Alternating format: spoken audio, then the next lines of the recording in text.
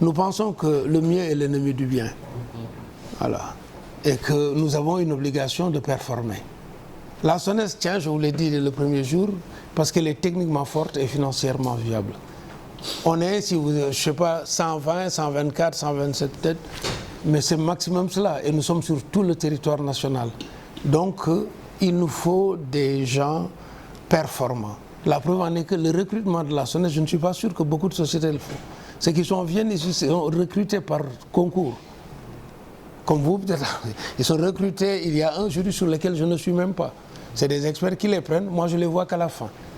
Et pour poser des questions par rapport un peu sur le comportement. Et je ne parle même pas, je demande au directeur du capital humain et également le conseiller juridique, d'autres gens qui connaissent le comportement humain, de les interroger. Moi j'analyse le comportement humain. Voilà, et donc c'est un peu cela. Hein. Et certaines personnes, je n'ai même pas besoin de les voir, c'est le secrétaire général qui les voit pour finaliser. Donc nous pensons que la formation et la qualité des ressources, elle est importante. C'est le moteur essentiel pour moi, pour la SONES. Les textes, je pense que nous faisons un effort, je ne peux pas répondre, mais le conseil juridique, il est là. Je pense que, et aujourd'hui aussi, ce qu'il faut dire, clairement, la SONES, c'était essentiellement des ingénieurs avant, mais j'ai recruté un administrateur civil. Donc il y a quelqu'un aussi qui connaît tous ces éléments réglementaires, et le courrier passe par lui. Donc, en dehors, nous, de la cohorte d'ingénieurs, le cohorte de conseil technique avec qui nous discutons et nous prenons les décisions sont prises également souvent de manière collégiale. Hein. Il y a une table dans mon bureau, nous discutons, nous prenons voilà.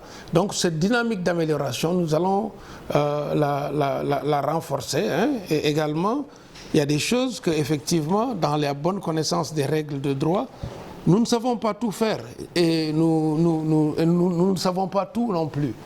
Et nous sommes ouverts aux autres. C'est pour ça qu'on a un budget de consultants. Aujourd'hui, nous avons, au niveau de la SONES, en assistance technique et en organisation, un budget assez consistant qui nous permet de recruter. Le plan de formation, nous l'avons doté minimum de 80 millions pour pouvoir échanger, renforcer nos capacités, prendre les gens. Ce n'est que la voie pour nous. C'est ça un peu le dispositif de maîtrise des risques. Parce que, ce qu'on disait, la maîtrise des risques est fondamentale pour nous.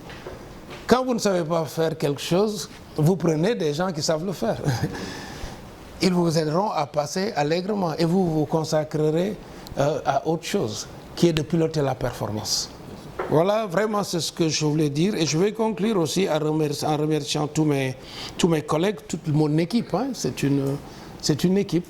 Voilà, nous travaillons, nous avons, je l'ai dit dès le premier jour, chacun a énormément de choses à faire. Moi, peut-être, je suis celui qui est sorti de temps en temps pour régler des problèmes, mais il reste le soir, beaucoup plus tard, pour faire avancer les dossiers.